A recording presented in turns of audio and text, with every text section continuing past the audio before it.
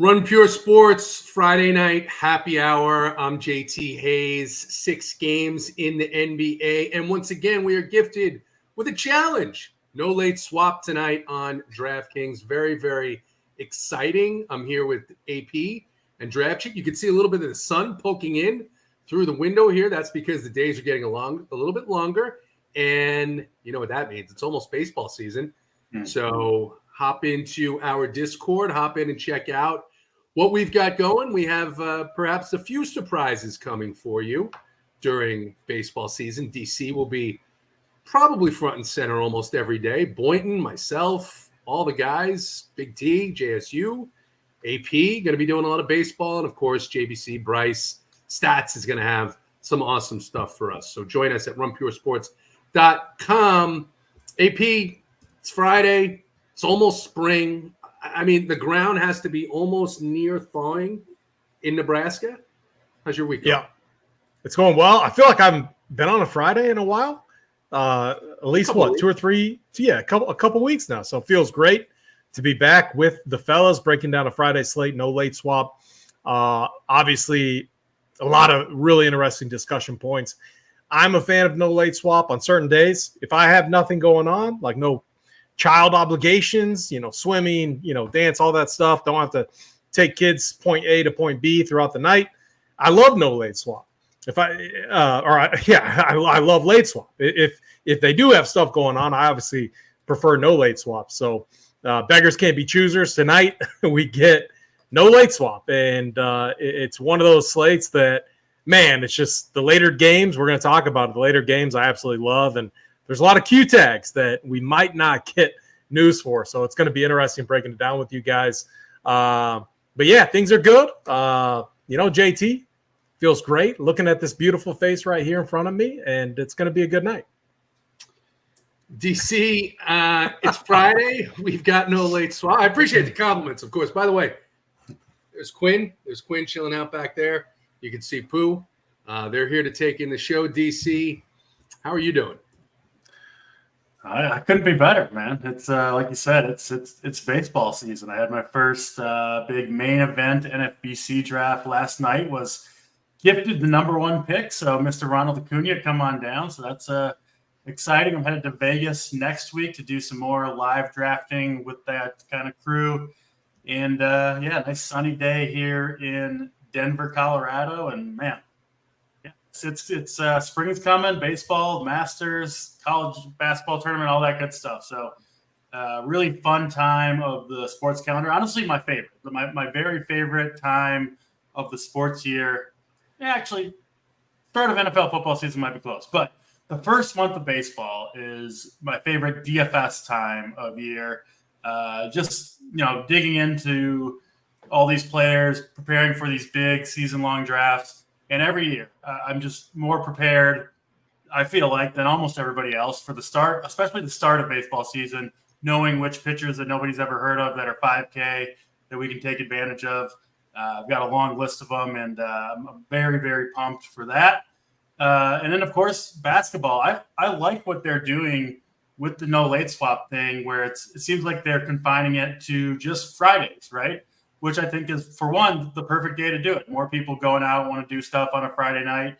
And two, I think it makes sense to just have it on the same day of the week consistently, right? So you kind of know what to expect a little bit. So, yeah, I'm kind of a fan of, both styles. I honestly think have their drawbacks and their benefits. And I was kind of hesitant that they would, kind of switch off. But I think it makes sense to have it like one night a week, no late swap. A Friday night seems like the perfect night for it for me. I'm all about it, and I think it's a fun slate for it. It certainly, presents opportunities, right? I think there's like a couple ways you could look at it. One, I think the way most people look at no late swap is to avoid any players with questionable tags and to make their lineups as safe as possible. Make sure they're not getting anyone that could be ruled out later in their lineups. I actually think that presents an opportunity if you're willing to sacrifice, accept that you might lose and get players who, might be 30% owned if they were in tonight at I don't know, 5 or 6% owned because they're questionable to play. So, yeah, I think you can build lineups kind of two different ways. And I'm honestly kind of experimenting a little bit with, like what happens if I build lineups assuming this player's in, assuming they're out and seeing almost like two different scripts that you can build. I know we talked some about that, JT, in a little bit different scenario at the party. So, yeah, I like when games kind of just change the rules just a little bit because it throws some more variables into the mix. And I think if you are a smart thinker, nothing to do with basketball, just kind of game theory wise, which I do pride myself on, it can present an opportunity. So, yeah, I'm here for it and excited for the slate for sure. Yeah, definitely some opportunity. What we were talking about at the RPS retreat was on a 2 or 3 game slate, doing lineups by specific scripts, right? This team wins, that team wins, this team wins. This game's a blowout. Who do we want? Looking to get just the absolute closest to the optimal that you can get. And I think that's very interesting, especially if you're multi-entering. On a slate like tonight, we've got some news in the middle of the slate. We've got some news right at the end of the slate in the last game. Obviously, Utah is shorthanded, but the Hawks could be missing Bogdanovich. Jalen Johnson may or may not be coming back. So there's definitely some game theory here to work through on this 6-game slate. But regardless, you've got, after this show ends, Up to Lock. We'll bring you Up to Lock with the latest news. You can make your edits. And then once you submit your lineups, you go out, you have a little fun. Maybe you knock one out with pool like Quinn is going to do after she eats dinner tonight. But that's it. And so there was a slate this week, guys. I think it was Monday night because I was traveling in the central part of the country Tuesday, Wednesday, and yesterday and really didn't have an opportunity to play a lot. Monday night, I late swapped after every single lock just because there was so much news. Thankfully, I was in the central part of the country because I got to leave at like 8:30 at night instead of 9:30 on the East Coast. But tonight, we don't have to worry about it. We just, as DC said, have to use a little bit of logic, figure out exactly what's more likely to happen, right, DC? We're trying to figure out what is more likely to happen. And that means, hey, maybe you want to go and you want to take a look at what a coach is saying after shoot around. You want to see if you can find a clip out there on Twitter. One of the first things that I started doing when I started getting serious about NBA was following all those beat reporters. So if you're on Twitter, go ahead and spend your time now researching those beat reporters. We'll tweet them out. And, of course, in Discord, we'll be talking about that all the way up through lock. And then I'm sure that there's going to be some news after lock that's going to send the Discord into a tizzy. But go ahead, hit the like button. Welcome, you guys, to Kid 1982, Alex, Jose Morales, Kevin Reitzman. I was a little worried there because it showed no viewers for a little while. But looks like we did, in fact, send the stream live. And we will go ahead and get right into this here, AP. Starting at lock, Miami, heading into Detroit. The Heat are favored by 8 to 216 total here for the Pistons. Cade Cunningham and Tosan Evbowman are questionable. Quentin Grimes and Asar Thompson are out. For the Heat, a lengthy injury report, as has been the case almost every single game this season. Kevin Love and Tyler Herro remain out. Bam is probable. Jamal Cain and Caleb Martin are in. It's a lowish total. The Cade Cunningham news is really big news here on the Detroit side, especially with Grimes and Thompson out. Never comfortable trusting what's going to happen, but at least, AP, the silver lining here, will have the Pistons starters before lock. Yeah, that is obviously the nice thing about the 2 early games that start at 7 Eastern. We will have that news. Cade Cunningham questionable. He didn't play. So the last game, and it was frustrating because I was very high on Cade. I was also very high on Jalen Duren, who smashed. But Cade Cunningham did not play in the fourth quarter. Now, Monty Williams, from what I read, or at least I believe I read or heard, it was more so due to Marcus Sasser just playing really well. And he liked the crew that was out there, and he let him run with it. And so do we believe him or not? I have no idea. Obviously, we'll get this news. Here's how I'm playing the Detroit side. If Cade plays, I have no interest in paying $8.5K for a point guard against this Miami team right now that is in playoff mode. They're playing possession by possession, slow basketball, focused on defense. And you have Spoelstra, who's just an absolute wizard with his matchups and rotations and making in-game adjustments.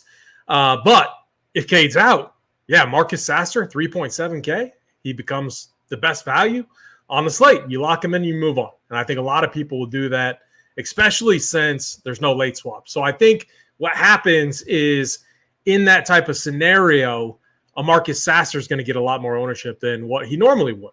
Because like right now, Talon Horton-Tucker is projecting to be a chalk value. I hate Talon Horton-Tucker. He's going to come off the bench. We assume that he's going to get the minutes that Chris Dunn and Clarkson would have got, but who knows? Like, obviously we'll talk about that game, but what I'm getting at is Marcus Sasser becomes a much better play, and you don't need to necessarily take a risk on a guy like THT in that scenario. On the surface right now, assuming Cade's in, what am I doing with the Pistons? Because obviously then Sasser becomes kind of like a meh value. Like I probably won't be playing him. Simon Fontecchio, I believe is how you call his name. I love him in this spot. He busted his mega chalk last time. People are going to have a bad taste in their mouth. They're going to see a matchup against Miami, and they're going to be like, "Oh, I'm not going there." He actually had his highest field goal attempts that we've seen in quite some time in this matchup just a few weeks ago against Miami. He's 5.3K. He played 38 minutes last game. His role is awesome. Monty Williams continues to give him high praise. With Thompson out, Fontecchio the role is really nice. So I hope that people look at that last game and they're like, screw this guy, I'm not going to play him. I think he's a great play at 5.3K. Outside of that, I don't have much interest. I don't really like attacking the Heat. So assuming Cade's in, he's the only guy I have interest in. On the other side, so Jimmy Butler's kind of popping. Bam looks to be getting some ownership. Their prices are right at that point to where it's like, a matchup against Detroit. This looks like a good matchup, one we can attack. A team that just isn't that good defensively outside of a few spots. Like I respect Jaden Ivey, good on-ball defender, and Jalen Duren, a good rim protector, solid defensively down there in the paint. However, Miami right now, I think they are in like playoff mode with how they're playing, and it's like I looked it up. It's like Jimmy Butler over the last 8 games, I think he's hit 50 plus once, and he's had a lot of easy matchups too. Because I know I played him recently in some of these spots that I thought he would smash. Wizards, I thought he would smash. OKC, tougher game, but a pace-up spot. Detroit recently just played him. A 49 piece, I think we'll take that. I'm not necessarily sold. Like, I don't think he's like a lock. And so I'm really torn on what to do with Jimmy Butler. If I find the salary, if I avoid playing a certain game that I really like that we're going to talk about later, I would be fine considering Jimmy Butler. But right now, I'm leaning towards being off him and being under on this game. Terry Rozier, I think, is a fine play as well. But again, it's more of you look at that price in the matchup and Tyler Hero being out, but he's been out for some time right now. And it's like, Terry Rozier, really good play. With how Miami plays right now, I'm not completely sold on him. I do like Duncan Robinson, though, in this matchup. When you just think about how both teams are going to match up against each other, I feel like it's a great spot for D-Rob and then Fontecchio on the other side. So D-Rob for me on the Miami side, I'll probably consider Caleb Martin. He plays starter-like minutes, but comes off the bench. So obviously there's some risk there, but 4.5K, if we don't get any other value, I think he's a fine option. And then Fontecchio on the Pistons side for me. DC, AP mentions Simone Fontecchio, and he had a great game against Miami because they give up a lot of three-pointers. They give up a lot of catch-and-shoot three-pointers. And now what I like to do with Miami recently especially is focus on making a rule of only one of either Jimmy Butler or Bam, simply because to hit their ceiling at these prices is going to take a lot, and it's going to be hard. And I think particularly if Cade Cunningham is out, then maybe this is a game that I want to be a little bit under on the Miami side on the expensive players. But what are your thoughts here? Yeah, I think that makes sense with the role for Bam and Jimmy Butler. I agree with that. I do prefer Bam Adebayo between the two. Just the matchup for centers against Detroit, about as good as it gets. Bam's actually been somewhat underwhelming so far against Detroit in 2 matchups, but I still do like him quite a bit at 8,200. I'm with you guys. I think Jimmy Butler is a totally fine play too, but I would prefer, I think, just to have one or the other, unless you're really going crazy with this game and playing a whole bunch of Detroit. On the other side, Duncan Robinson I think is fine. Rozier is fine. These Miami guys, despite the good matchup, I don't think any of them are must plays by any means. I do rank them Bam 1, Jimmy Butler 2, Rozier 3, Robinson 4. Probably not going farther than that with Miami. Detroit side, I kind of think Cade Cunningham's going to sit this game. They've talked about, Monty Williams has talked about, there was a game, I don't know, a couple weeks ago where Cade ended up playing like 38, 39 minutes. And, Monty said, we don't want to play him that many minutes. He was just kind of on a roll. And it kind of seems like they want to be cautious with Cade Cunningham a little bit the rest of the season, which makes sense, right? Detroit doesn't have, obviously, anything to play for here down the stretch. Now he pops up, on the injury report with seemingly no injury at all. Just they're listing it as left knee injury management. To me, that just seems like they're going to sit him out. Obviously, we'll have this news, so it's not worth going too crazy over right now. But I do think it's important to mention because I think Detroit guys become really interesting if Cade does sit like I expect him to. I mean, at that point, you mentioned Sasser as one of the best value plays on the slate. I think that's definitely true. I think Jaden Ivey at that point at 6,200 becomes a really interesting play. That's certainly a nice bump to Fontecchio, who would have bigger usage. Of course, everybody would, but Fontecchio included, with no Cunningham on the floor. And given the minutes that Fontecchio's playing, right? 38, 37, 32 minutes last 3 games, you bump up the usage a little bit, and I think he becomes a really awesome play. And then, even Jalen Duren at 6,900. I think you can play him either way, of course, but I'll take the usage bump if Cunningham sits. So Detroit at that point would become very interesting.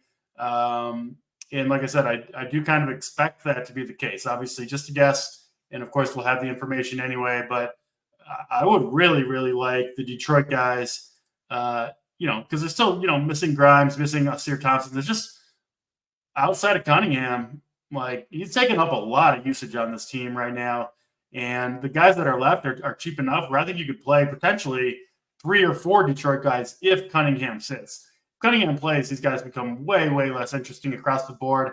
I think at that point, Fontecchio would be the guy that I would look most closely at. I do think Jaden Ivey at 6,200 would still be in play. Obviously big news on Cade. We'll have that information, of course.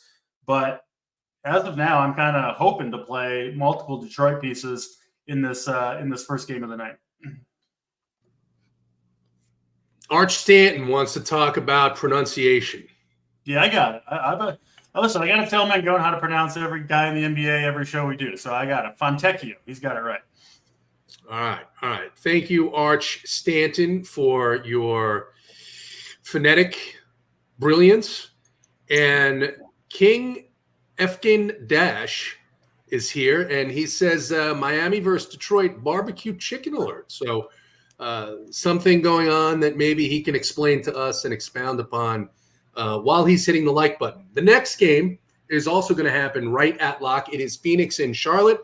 Phoenix here on a back-to-back after a tough game against the Celtics last night. Phoenix favored by 10 here, though. 219 over under DC. For Charlotte, Bryce McGowan's is out. LaMelo Ball remains out. On the Phoenix side, pretty much fully healthy here.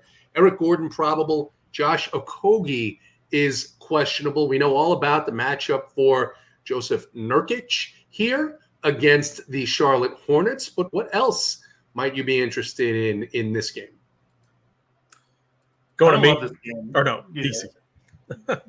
We've been going back and forth. See, AP, you've been. I know. I messed up because yesterday it was, it was strictly Bryce than me, and so my bad. Well, yeah. I mean, I do host this show for most of the days of the week, and I get a break when JT comes on, which I appreciate. But we do have different styles. I go to the same guy, to talk first each game. Right. And JT likes to, he does it like a snake draft, like 1, 2, 2, 1. Well, yeah, I get it. So I like to keep everybody involved. You know why? Because when we do shows with Mangone, he tends to drift off. He's got the attention deficit issues, and so you like to keep him involved so that you're always calling his name like a 4-year-old. He's like, oh, it's my turn for something. So anyway, my apologies. Go on, DC. Yes, Phoenix and Charlotte. So obviously a relatively low total here, 219. I guess that's where most of the games are sitting right there for the slate. So not a big deal there, but this Phoenix team when they're fully healthy is kind of hard for me to get excited about playing these guys when they've got Booker, Beal, Durant. It's an awesome real life team, but it's kind of hard for these guys to really reach their ceiling. Of course, it happens from time to time, but they're not typically a team I target when all three of their big three are healthy. They've got Nurkic there too, obviously, who does a lot for the team.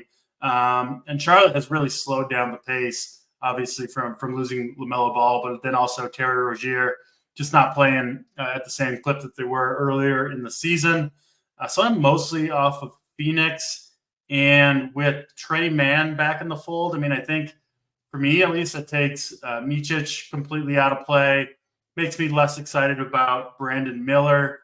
And these guys are okay plays, but, just talking about priority plays, I do think the one guy who I am still willing to play is Miles Bridges, who's just playing massive minutes. I mean, especially for a team like Charlotte with nothing to play for, he's essentially playing 40 minutes like every single night. Like you can scroll back on the game a long way. It's 39, 40 minutes almost every night. And so I do think he remains in play as a high volume shooter.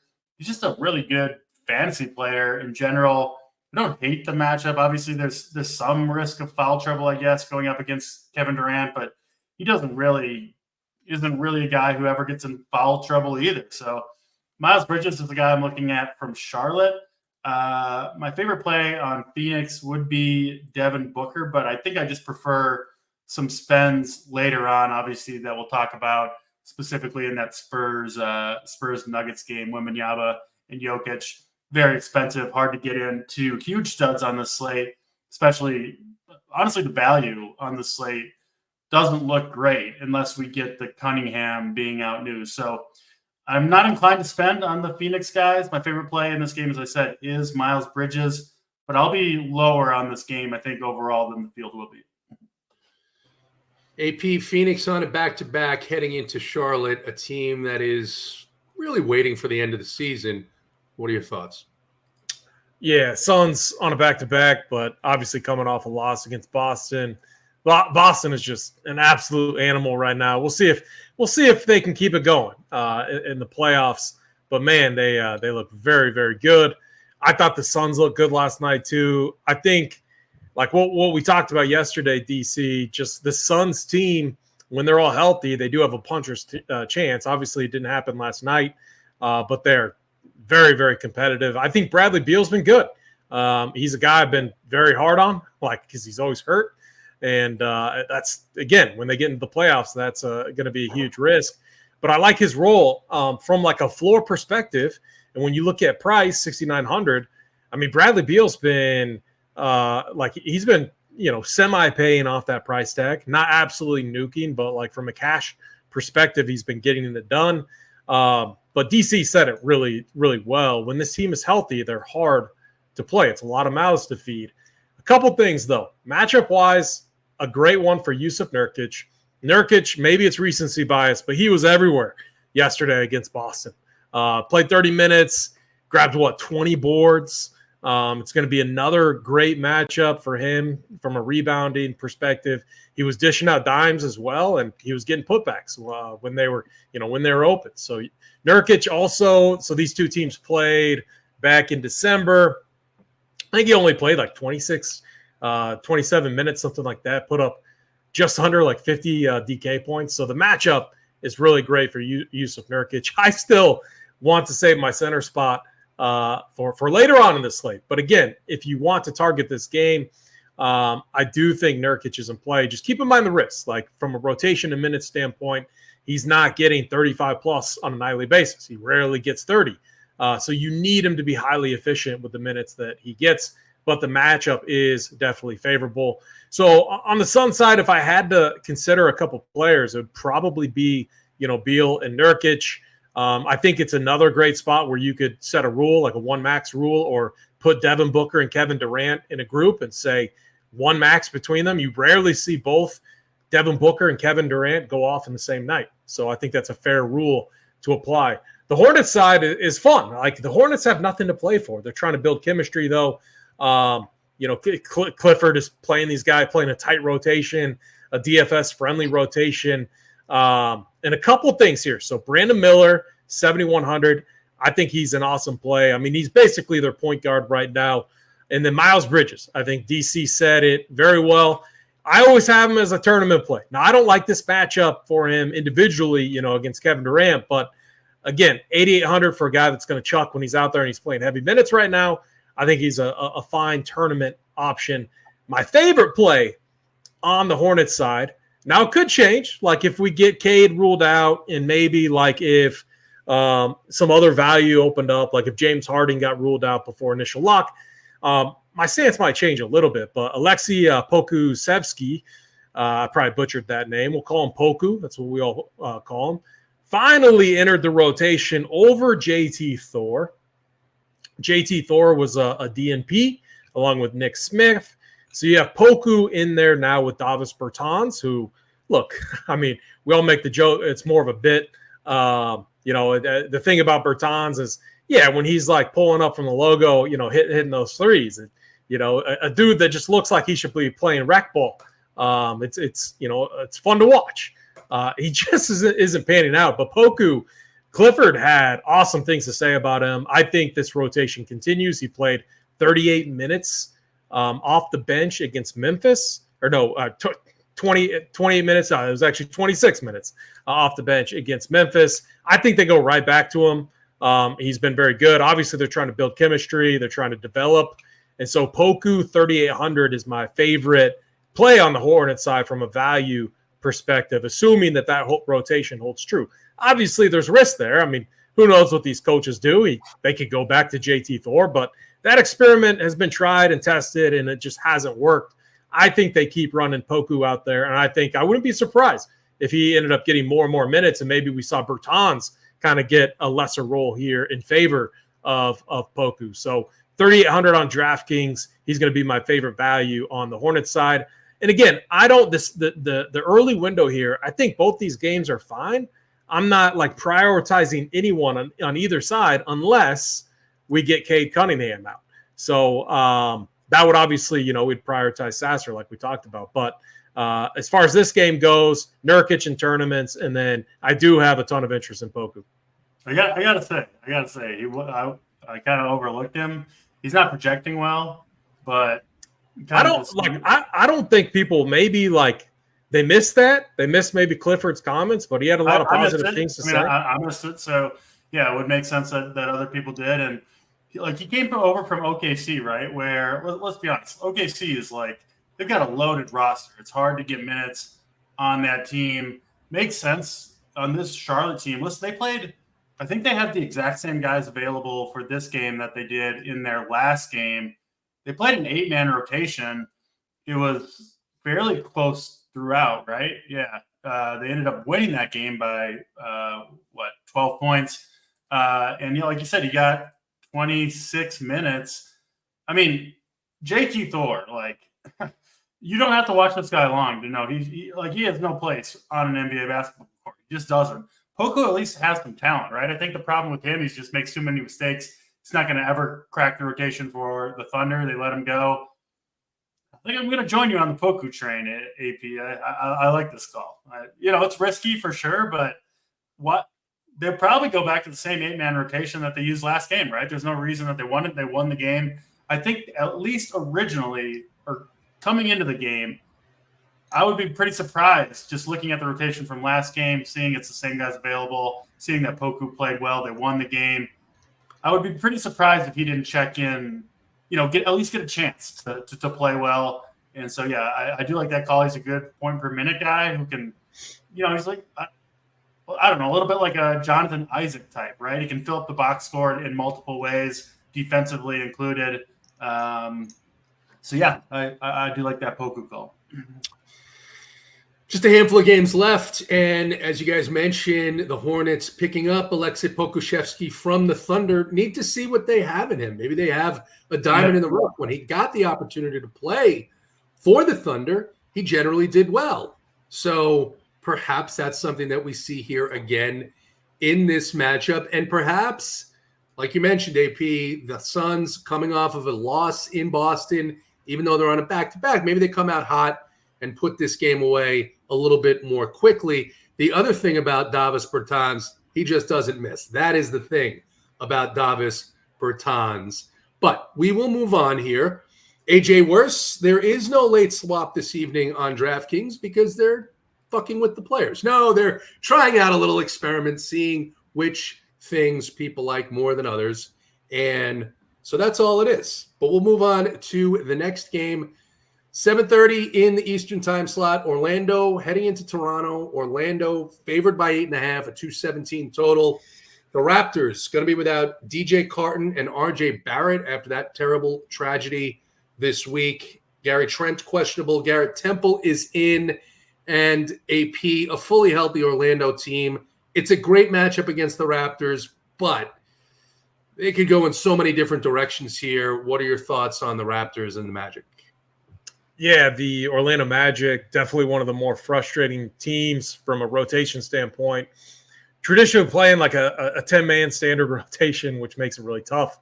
As we recently saw, if you watch Jalen Duren's just absolute nuke of a performance, and the last three ever since, Kelly Olynyk has moved to the 5, it's been quite insane.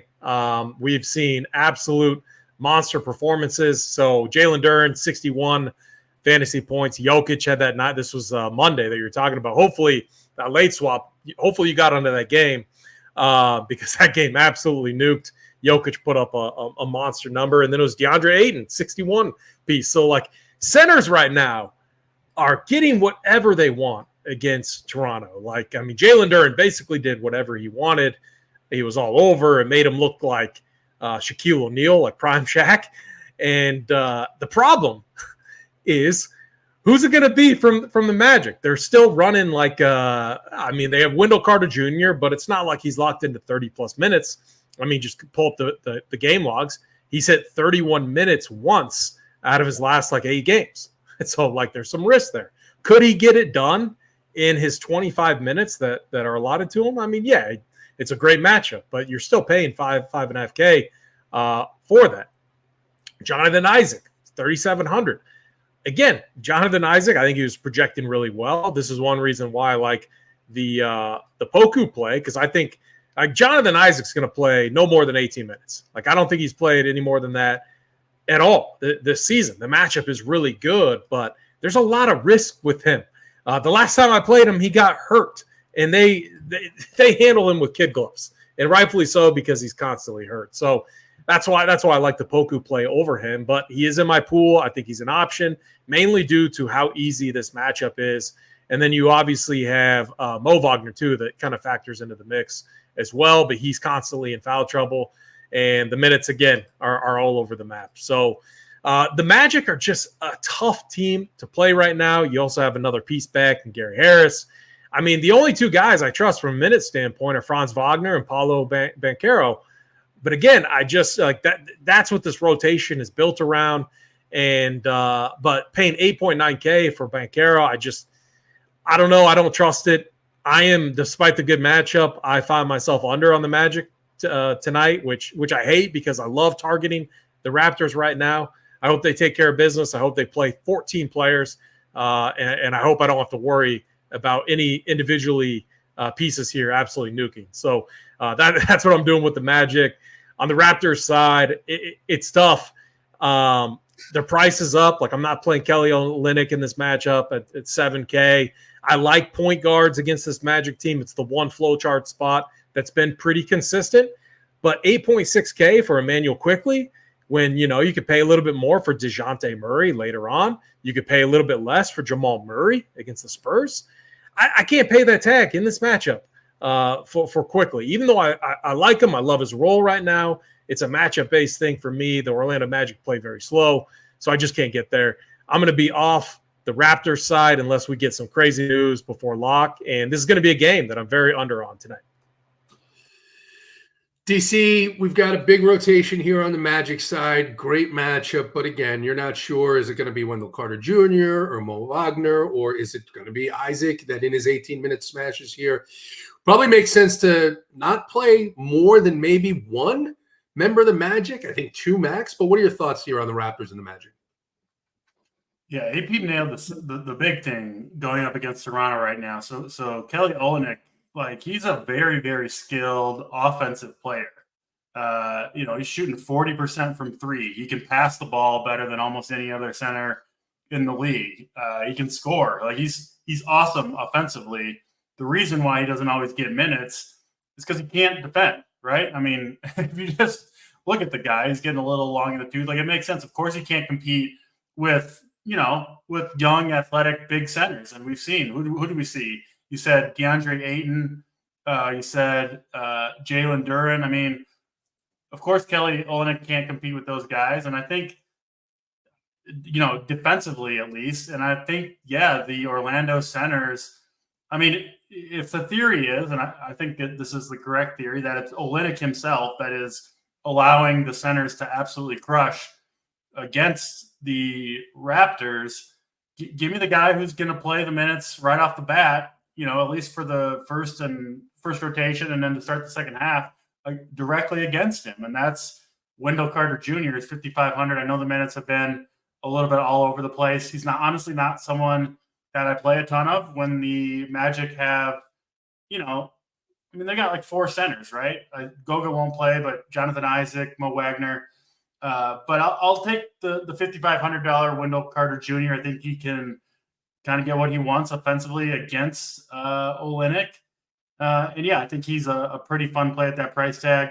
Certainly wouldn't play more than one of Carter, Isaac, Wagner on any one team. I do think all 3 guys, given their price points, are okay, but Wendell Carter Jr., the guy that I'm looking at, I do think he is the best play on the Magic overall. I think, Paulo's fine. I don't play much Jalen Suggs, to be honest, unless there's injury. So I'm going to stay away from most of the Magic other than Wendell Carter. I think he's a pretty fun play tonight. Toronto side, I mean, this is a team that's they just don't have a lot left, right? Of course, after the trades that they made at the trade deadline, then they lose Scotty Barnes for the season. Now you have RJ Barrett out due to the stuff that he's dealing with.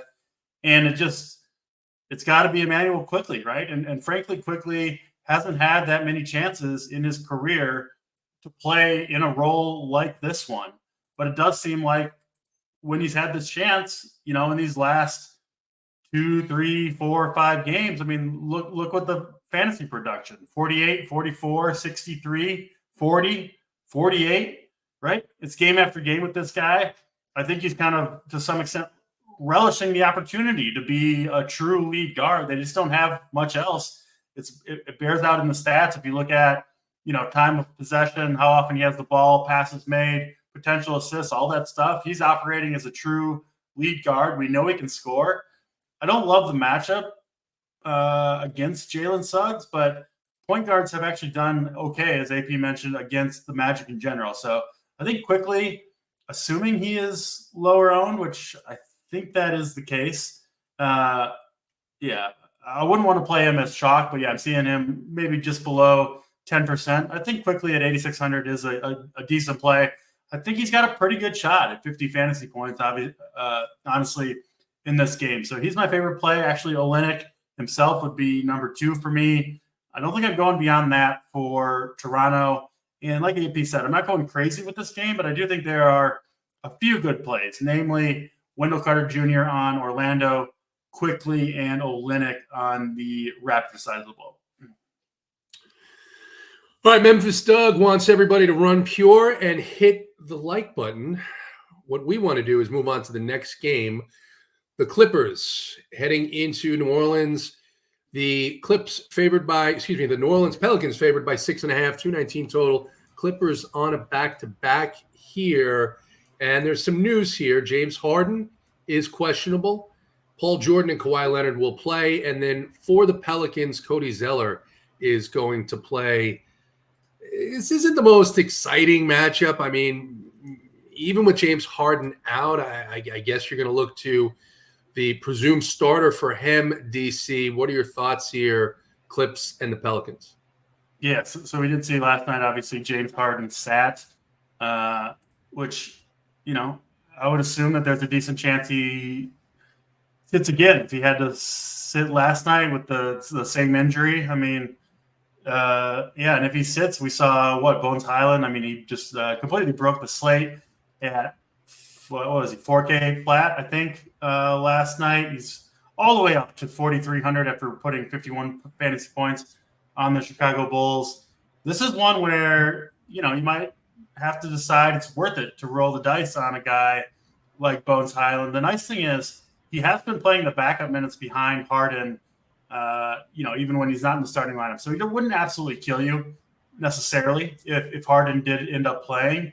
But, if we knew Harden was already out, I think Bones Highland would be the most popular play on the slate at 4,300 after what he did yesterday. And because we don't know, people just aren't going to want to necessarily take that risk.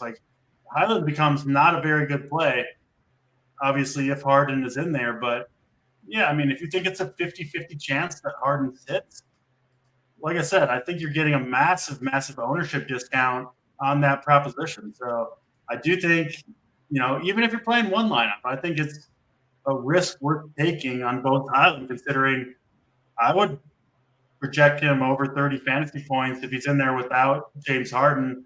I think there's about a 50-50 chance, and I think he's going to be sub 10% owned. So I think that is a risk worth taking on Highland. Obviously, Paul George, Kawhi Leonard would get big bumps if Harden did sit as well, and they would be fine plays even if Harden does play. So, yeah, I like the Clippers quite a bit here. I think you can play multiple of them together. Should be a competitive game here. And I will say the line in this one, New Orleans being favored by 6, to me does indicate that Harden probably sits this game, right? The Pelicans, I don't think, are 6-point favorites if Harden plays. I do think there's a decent chance he sits. I like the Clippers, Highland, Paul George, Kawhi. I think I would rank them in that order. They look like they're in a pretty good spot to me.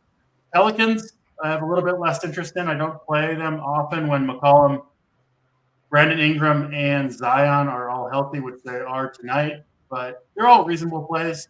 McCollum all the way down at 6,400. I mean, it's deserved. The price decrease, he really hasn't been playing well. So I don't know if I want to go there. So I'm not as high on the Pelicans side, but the Clippers side, I don't think we're going to get this news prior to lock, the James Harden news. And I do think rolling the dice on Bones Highland, to me at least, makes a lot of sense tonight. AP, the Clippers and the Pelicans with, as DC mentioned, the questionable tag for James Harden, perhaps creating some edge one way or the other. What are your thoughts? Yeah, this is, I think, the most interesting discussion point as far as no late swap strategy goes on tonight's slate. I mean, obviously the Hawks Jazz Q tags too are very interesting as well. But with James Harden, I mean, if he misses, like DC said, we already know what Bones Highland, he's going to get the start. Last night I thought he was incredible against Chicago. He was efficient, 6 for 9 from the field. He was hitting 3-pointers. We know Bones can score. He's a scorer. He showed us that at Denver. The dude is a bucket. He can get it done. But he also showed us that he can play with Kawhi Leonard and Paul George. He can facilitate. He can do a lot. He had 11 dimes in that matchup. He had 4 steals against the Bulls as well. And this is his time to, when Russ, when James Harden came and Russ moved, to this bench role, Bones knew he was one of those guys that I don't think he dabbed him up. He kind of was uninterested and he was just sitting there looking at his phone. I mean, we all remember that video of James Harden coming and joining this team because he knew that he was going to be done. He was not going to be playing. Well, now that Russ has been out. It's created a role for Bones. And then when James Harden got ruled out, this was his time to shine, and he did. I thought he was incredible. You had to have him yesterday if you wanted anything. And, yeah, a matchup against the Pelicans, much tougher. But when you look at it, who are the Pelicans going to put their best defenders on, or their best individual defender? Herb Jones definitely is going to lock up Paul George, I would think, because Paul George was awesome yesterday. And so you just have this situation where then the Clippers can also bring in Norman Powell, create more spacing, more shooting. I think Bones running this offense, I think it gives them a puncher's chance. Plays a little bit faster than James Harden too. Obviously, the Clippers want James Harden in this matchup. I'm just making the case for Bones, and more importantly for DFS though, I think you can take the risk here, and I'm pretty close to doing it myself. And DC, you alluded to why. It's not like you're taking a zero, okay? He is in Russell Westbrook's role. He's going to get, if James Harden is in, he's still going to get minutes. He's going to see time on the court. And coming off an awesome game, if Harden's struggling at all or a little slow or the shoulder is hurting him, I mean, who knows? Maybe he has an extended role. We saw the Clippers roll out a lineup with Russ and Harden on the court at the same time for a little bit there for a little while. I mean, with Russell Westbrook, that doesn't make sense because he's not a shooter. Bones, he's a shooter. He showed us that at Denver. So I think he makes way more sense anyway. So I love taking the risk here because if Harden gets ruled out after lock, now again, if the news comes before lock, it's fine. We all have it. We just plug Bones in and it's fine. But if it doesn't come, and if he gets ruled out after lock, you're just falling into a nut spot. And people are naturally risk averse. They're going to say, oh, I'm just not going to even worry about it. I'm just going to play someone else. And so I think it's a phenomenal spot to take a risk on. I hope the news comes after lock. I'm leaning towards playing Bones tonight in this matchup. And look, if Harden plays, I just hope he's very efficient in that second unit, or maybe the game blows out and Bones gets more run anyway. But I'm willing to take that risk. Yeah. It becomes much tougher to play kind of these other guys. Like I think the case is easier to play Bones than to play Paul George. Paul George benefits from Harden being off the court. We saw that obviously last game. But you're paying a premium price tag for George, for Leonard now with the uncertainty of James Harden's status. I think it's easier with the value to take that risk on Bones. So on the Clippers side, it's basically Bones or pass for me, as odd as that sounds. And on the Pelicans side, man, it's Zion. I think Zion's a core building block play tonight.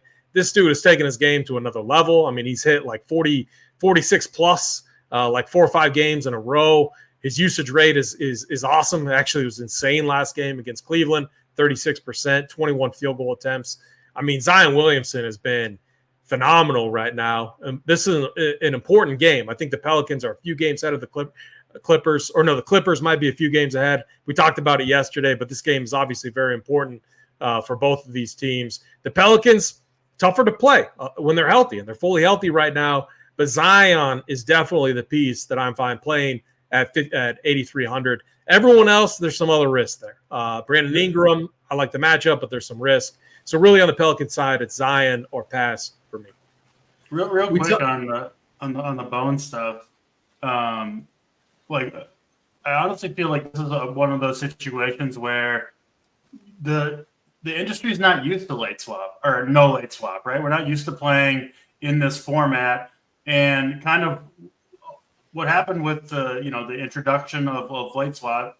All of you guys remember we used to play without late swap all the time, but since we've gotten rid of it, the industry has also become much more reliant on projections. And how projections work is they generally project questionable players in, right?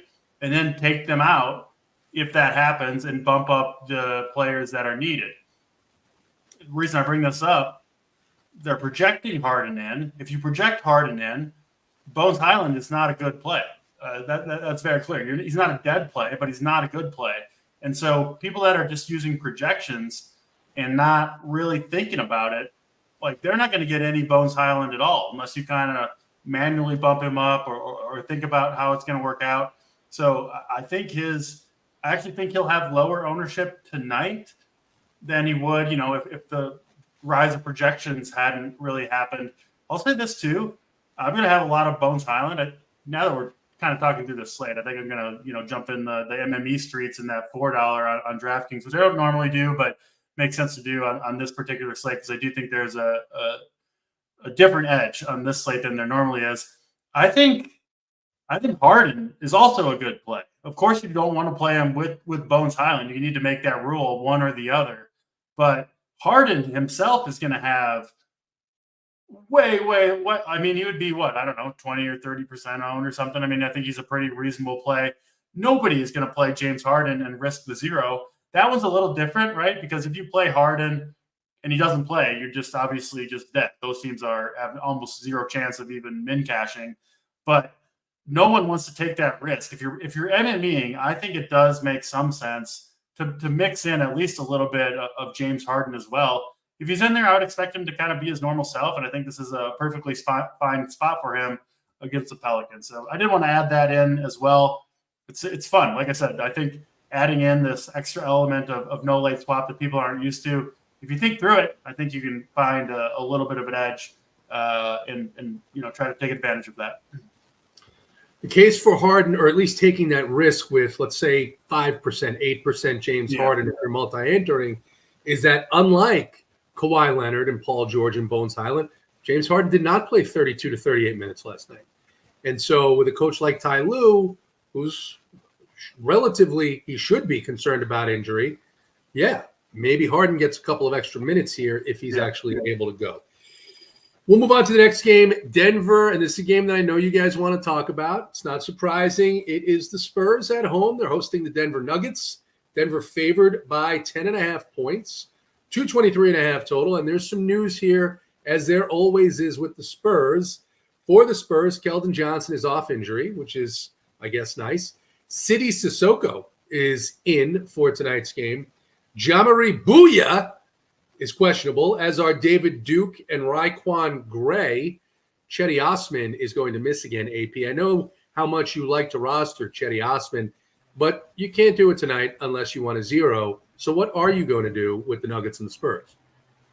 Yeah, I think this is one of the more interesting games on the slate tonight.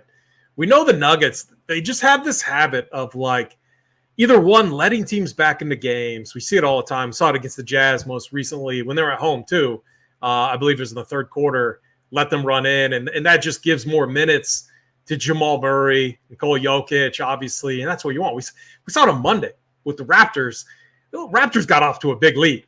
And I think it was Big T. Maybe he got shamed a little bit because he didn't post the live Nuggets back. I can't remember. I was skiing. I was on the mountain. I did not have any exposure to the game, unfortunately. But the game nuked. You knew that Jokic and company were not losing to this terrible Toronto Raptors team. Okay, they were not. But it just created this situation where it solidified their minutes, and they had to produce. And Jokic did, man. Jamal Murray did. Michael Porter Jr. has been playing awesome basketball as well. Those are kind of their three guys that are producing right now. When you look at, so these two teams played way, way earlier in the season, kind of during the time when Pop was playing as many guys as he could. Actually, I believe they played on 11-16, and I think Pop played 14 guys in that game. I looked it up earlier. Basically everyone got minutes. Wemby, that's when Wemby was being held to 23, 24 minutes. The dude put up a 60-piece in under 25 minutes in this matchup in Denver at altitude against Jokic. I mean, it was absolutely insane. Wemby now playing over 30 minutes, 31 minutes last game. Tighter rotation. Pop is running out of tighter rotation. You're seeing Devin Vassell play heavy minutes. Shohan and Trey Jones. They're all the starters have been playing over 30 minutes. Even Champagne Penny, who's 4.3K, who I think he's a value to consider, has been playing more minutes in this tighter Pop rotation. I'm always hesitant to say that because it's Pop and anything can happen, but I feel pretty good about the rotation on the Spurs side. Now, what I'm more intrigued in is the Nuggets side, just because they have the tendency of either letting a team like the Spurs who is much worse than them get out to an early lead or letting them back into games. Highlighted, a few examples of when that has happened recently, and it just makes the game from a fantasy perspective really, really good. We love this. We love centers and point guards against the Spurs. Look at the flow chart. It is a constant opposing point guards, opposing centers. I know attacking Wemby isn't great. Doesn't matter. He's a rookie. He's still new. He's going to be an absolute beast, and in years to come, we're not going to want to target that matchup. But right now, these elite bigs are owning them, and Jokic being one of them. I mean, a while back you saw Embiid put up that 100 piece or something against Wemby. So Jokic, I think, is one of the best plays, and I think you can actually pair him with Jamal Murray. What you want to happen is you want the Spurs to be competitive. You want them to get into that early lead. You want a situation like we saw against Toronto, like we saw, or a situation like the Jazz where they let them back in the third quarter. That's what you want. I also think, KCP is in play here from a value standpoint. Value projects to be pretty thin. He's a starter. He's a shooter. It's a great matchup for opposing shooting guards. I think he's fine. And then Michael Porter Jr. is also very much in play here. Trying to figure out, if you want to create that mini game stack is tougher on the Spurs side because it's Wembanyama who you want to play. But can you really on this slate play Jokic and Wemby together? I haven't messed around with any builds. Just looking at pricing and the lack of elite value, I don't think it's something that you can do very easily. You got to sacrifice quite a lot and hope that some of these elite kind of, mid-range plays bust.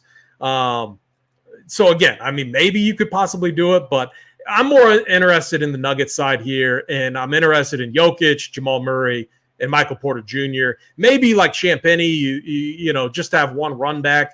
I do think it's an interesting slate to kind of have a game stack. Again, I don't have stacks often, and it's not something I do in NBA at all. But this is a case where I do think it's something that you could consider. It's the game I want to have good exposure to, this game and then obviously the next game, but absolutely love the Nuggets side here tonight. DC, the last game when the Nuggets got behind, of course, the Raptors were shorthanded and we saw a closer game. But when the Nuggets have gone on the road this season, hasn't been the same as when they've been at home. They've let teams hang around. They haven't been quite as good on the road. Jokic, depending on where it is in the matchup, he is coming off of the worst game that you'll ever see from him against the Miami Heat. You couldn't really ask for a better bounce back spot than playing against the San Antonio Spurs, Wemby or not. It's just been a fantastic matchup for centers all season long. I know this was a game that you're interested in targeting. What are your thoughts here on San Antonio and Denver? Yeah, really tough matchup for Jokic in that last game against Bam Adebayo. I think it's kind of a different story here. I would expect coming off of a slower game for Jokic, a big bounce back spot. So absolutely, I think Jokic is an amazing play. But I mean, like AB said, it's really hard to squeeze both of them in together. I will probably try to do so on some teams at least because I like the spot for Wemby too. Part of the reason, I just think Wemby himself will be up for this game. And if you're ever going to let a guy play some more minutes, which for Wembanyama, that matters just about as much for anybody as it does in the entire league, right? Because his minutes are restricted and he's such a high point per minute producer. So for one, it's a home game for the Spurs, which I think is better for Wembanyama's potential ceiling minutes game. He also hasn't played in 2 days. They had Thursday and Wednesday both off. So he's got 2 days of rest. And they don't play tomorrow. So it's kind of like a little island game on the Spurs schedule. His minutes have been ramping up, missed 1 or 2 games with that injury, but has played 31 in each of the last 2. It's obviously a big matchup with Jokic at home on Friday night. Wemby gets it going. I mean, this could be a game where you see him extended to 33 or 34 minutes. Frankly, I kind of expect that if this game stays close. And I think the Spurs, Wemby is he's starting to feel himself a little bit, right? I don't know if you guys saw the comments about, oh yeah, Rudy Gobert, it's his he gets to win it this year. But after that, Wembanyama might win Defensive Player of the Year for the next like 6 or 7 years. I mean, it's conceivable he would do something like that. And I just think he's kind of coming into his own, and I think he'll be up for this game, man. I think Wembanyama could absolutely go nuclear in this game. Now, maybe he could get in foul trouble, something like that against Jokic. Of course, anything can happen. But I want to take my chances on Wembanyama here. I think he'll be I'm trying to look up his ownership. I think it's going to be somewhat low tonight. I mean, I'm so 1% on one prominent site, which if you get Wembanyama, if you got 1%, I mean, come on now. It's 1% coming off of a down game for him as well. AP, go ahead. So, yeah, DC, here's how I think you do it. Because sometimes, all right, so Jamal and Jokic, they can get the two-man game going where they can both correlate and do. We've seen that happen. But then you also get these games where it's like Jokic kind of sits back, lets Jamal do his thing, like in good matchups like this one tonight, and when Jamal Murray obviously gets hot. And so here's how you can play it.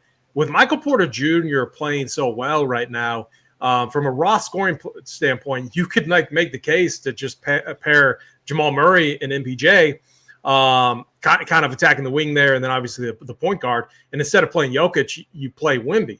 I think that's one way to do it instead of trying to force in both Jokic and Wemby. But the other way to do it, if you want to try and force in both Wemby and Jokic, you have to go that Bones. You got to go the Bones Highland route, and you got to go the Poku route. You got to get those two guys in, and you have to. My favorite place. you have to be satisfied with living in the mid range, because if you do that, you add in those guys, you got like right around 5K left per position. So maybe you add in Fontecchio and a few others, and you got to live in that mid range, and you got to hope the Jokic and Wemby absolutely nuke. If you got a good team rolling and this game, do we find out ownership percentages before the game's locked now? Before the games start? No, I don't think they did that. I don't think they did that. I think you still had to wait until the game started. Yeah, that's crazy. But what I was gonna say, I mean, if you got a good team rolling and you got Wemby and you see it locks and he's at 2%, I mean, how good are you gonna feel about that? Like, it's insane to get him at this low ownership. I don't know if he's going to be that low owned, but he's going to have, in my opinion, at least way lower ownership than he should. Listen, we already saw him smash this Nuggets team. I mean, he had one of his best games of the year, point per minute wise against them before. Just wasn't getting all the minutes then.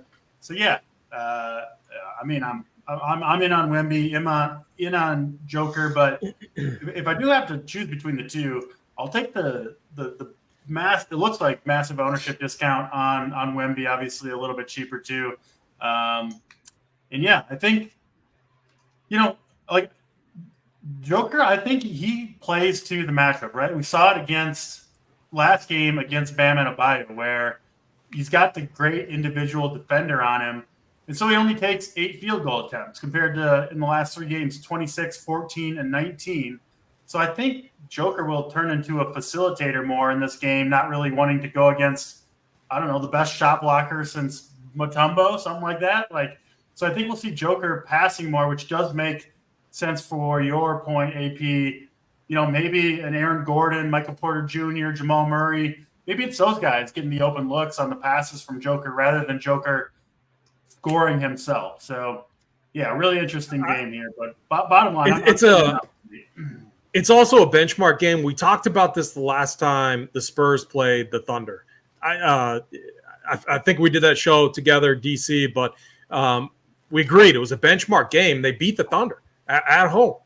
I think that, look, we're not tanking for anyone anymore. Like, this draft, everyone's talking about it. It's not like that great of a draft. And they have their stuff. They have, Devin Vassell, they gave a big contract to, and then Wemby, obviously, they're going to lock him up for life.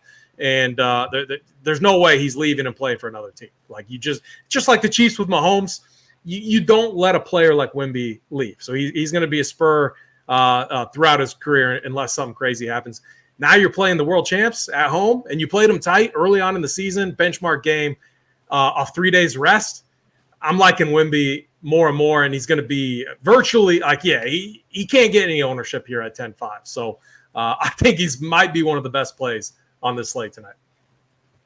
Popovich has let Wembanyama play against Giannis, against Holmgren, against Rudy Gobert. You have him, and you have Joker coming off of a bad game only 40 fantasy points against the Heat, a tougher matchup. And they're on the road. However, listen, I like the idea. By the way, AP, I really like the KCP call out, just 4,400 on DraftKings. Yeah. Those shots could fall easily against the Spurs defense. I just get a little nervous when I see names like Jamari Bouya and David Duke and Raquan Gray on the Spurs injury report, Sidi Sissoko in. Now, that probably does not King of Smack throwing me off. That probably does not impact Wembanyama. I understand that. But I think what you're saying is you really want to play Wemby and nobody else against the Nuggets. Or do you like a Devin Vassell? Do you like – it's hard to like Keldon Johnson off the bench. You mentioned Champagne. Yeah, Champagne, who knows what his name is. But just because he's been playing decent minutes, one of the games Keldon Johnson was out. I think, all right, so here's your risk because doing these injury reports, almost daily, for some reason these guys have been on the report, but they haven't factored in at all. I would only be worried in the guard spot of this rotation with things kind of widening out with Branham. We've seen him get a little bit more run. I think Blake Wesley, the other guy, but as far as like Wembanyama, it's Wembanyama and then it's Zach Collins backing him up. So like I wouldn't touch, again, like I don't think you need, like, Vassell is 7,400. I mean, you could go there if you want, but I would rather play Jamal Murray on the other side and stack it that way. So, and I think you could go Murray, MPJ with Wembanyama there. And this was actually – I've been doing shows for a lot of years, and I've seen Chat go off the rails many times. This is maybe one of the most absurd comments that I've seen in the chat. So, King of Smack, I don't know what to say, but that's just – I know what to say. First of all, consider yourself fucking lucky that you not got that close to it. You are not the first person that has tried to lick this head. It is absolutely a privilege to get close to it. Don't wash that phone. In fact, put it in your own Hall of Fame. He just sat there licking his phone, just licking JT. Which, by the way, whether or not my head is on the phone or not, that's a little bizarre, right? I mean, maybe you don't have to eat all the gumbo, King of Smack. Go ahead, AP. You were finishing up a thought. Before I was just saying that back in November, this was actually one of KCP's better games. So for what it's worth, there you go. I like KCP. I wrote this down. Here's what I wrote down. Murray, KCP, Joker, Wemby, Poku, and Bones Highland. Why not? Let's do a couple of those lineups and see what happens. See what happens. That fucking last is what's going to happen, but I'm still planning. Well, I mean, listen. The chat is now really almost completely off the rails, but it's good. It's good because it's time to go off the rails with this game on a no late swap night. The Utah Jazz, Will Hurd about as close to Popovich in terms of spreading the minutes around. Now you have an injured Utah Jazz team. Atlanta heading into Utah. Atlanta favored by 3. 224 is the total. Here's the injury report. Kobe Buffkin and Onyeka Okongwu will remain out for the Hawks. Jalen Johnson and Bogdanovich questionable for the Hawks as well. On the Jazz side, Jordan Clarkson, Chris Dunn, Lauri Markkanen going to be out. Taylor Hendricks, who was a darling of ours for just a couple of slates a few weeks ago, he's questionable. AP, I think we go back to you. We'll go ahead and go back to you for the Hawks and the Jazz.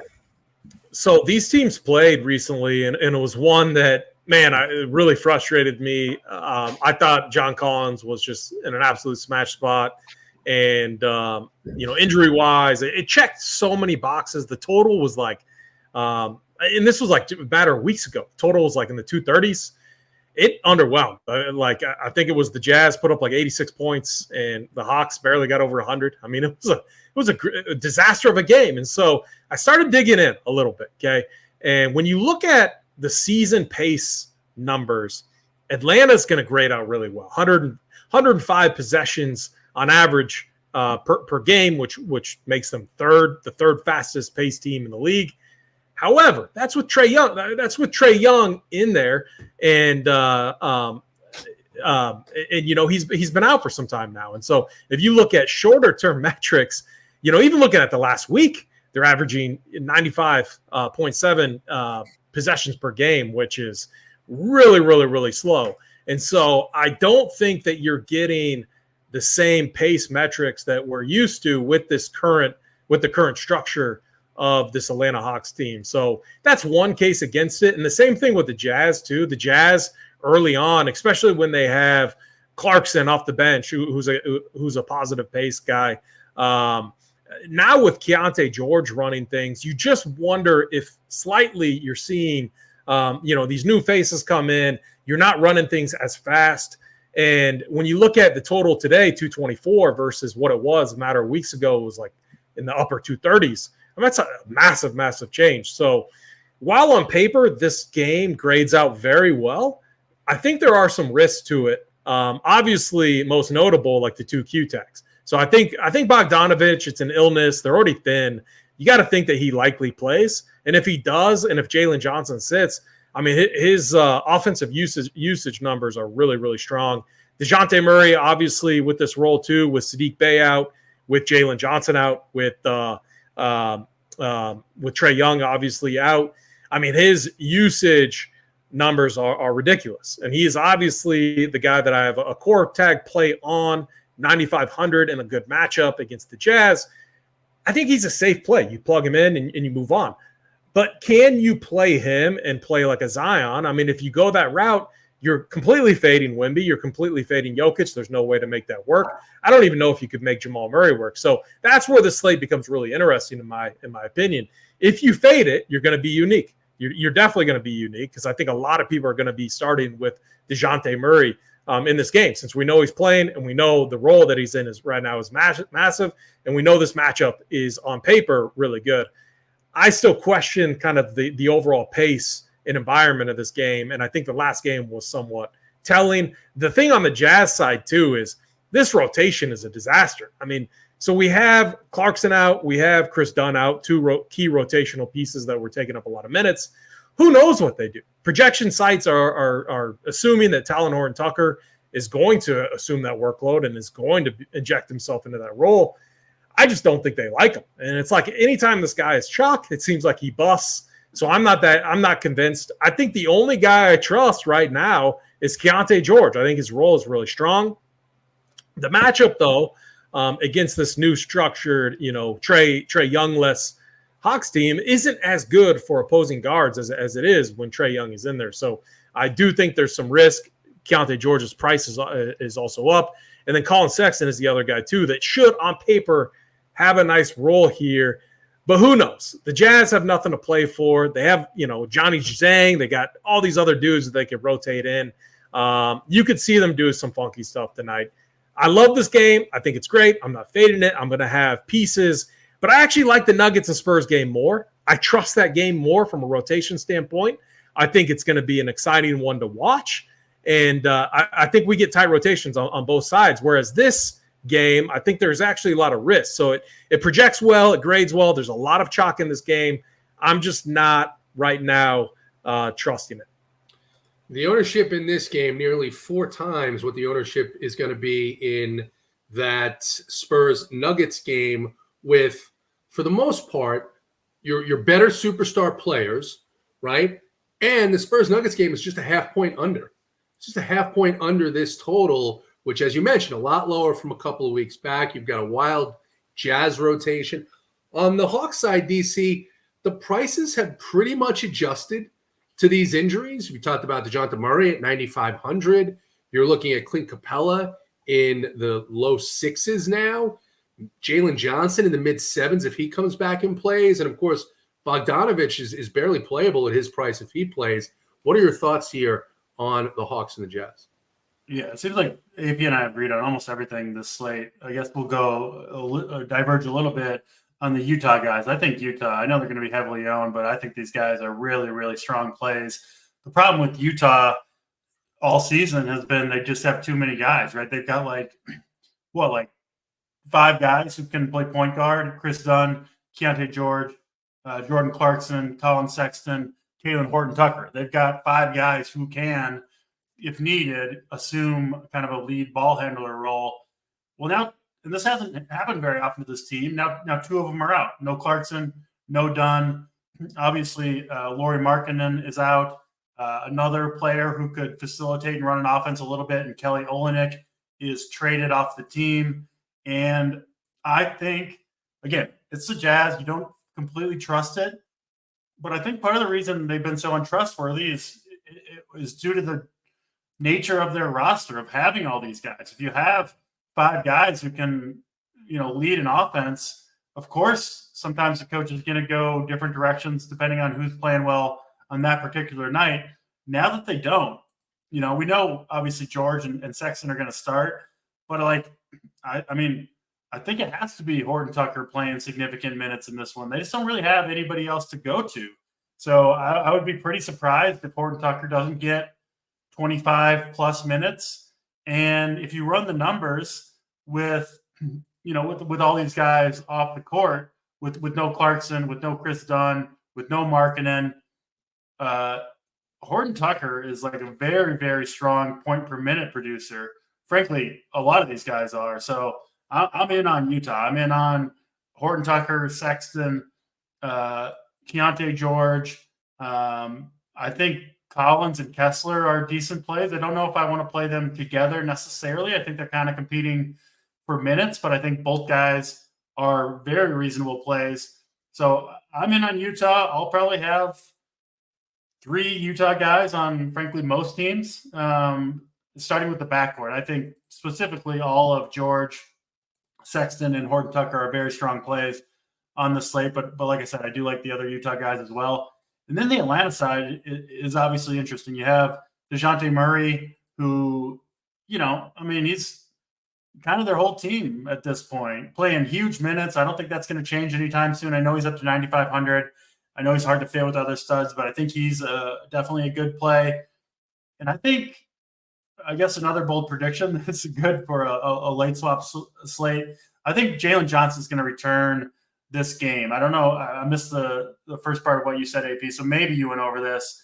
But, upgraded to questionable. This is from Jake Fisher, a lead NBA writer for Yahoo, who said his tweet from, about 24 hours ago now, Jalen Johnson has been upgraded to questionable for tomorrow's game against the Utah Jazz, and there's optimism he'll return from his right ankle sprain on Friday, accompanied with like a kind of a feature piece on Jalen Johnson talking about, what he wants to do going forward. So if you just kind of read the tea leaves there, to me, it does seem like I just don't think he would tweet that if he didn't think that Jalen Johnson was going to play in this game. So again, it's a risk. You certainly are risking taking a 0 and tanking a team, but I think it's a risk worth taking if you're playing multiple teams, or even if you're playing the Bones Highland, Poku, Wemby. Why not throw Jalen Johnson in there as well, right? And hope to hit the lottery. And what would really suck is if you're right on all the news and your team still doesn't get there, which is also possible. But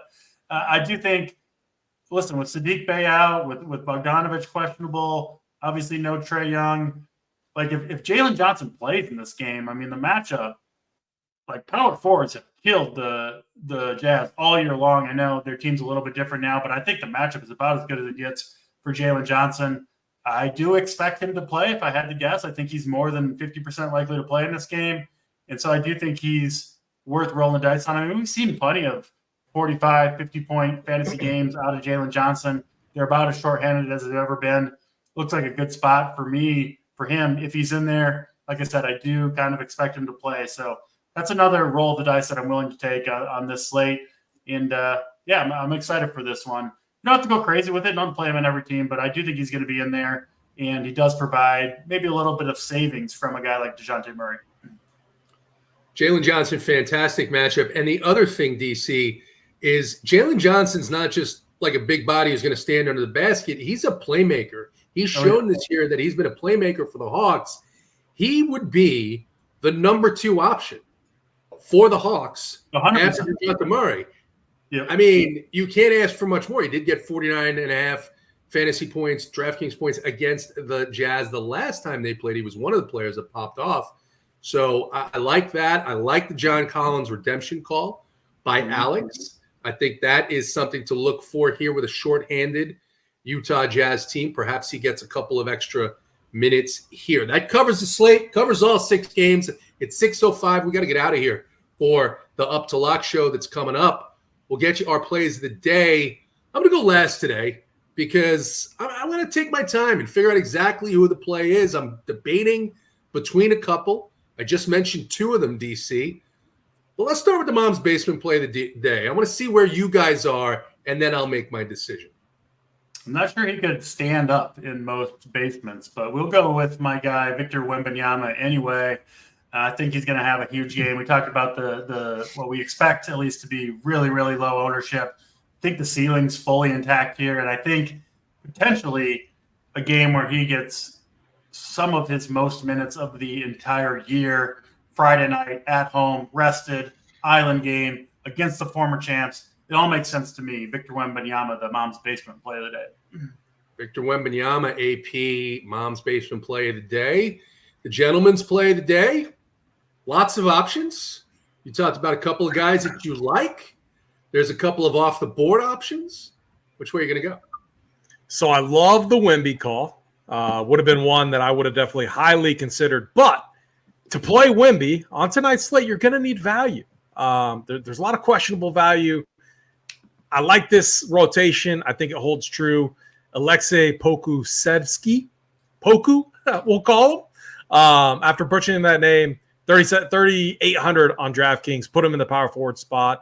Play Wemby with him. You're going to need that value. Poku, my play of the day.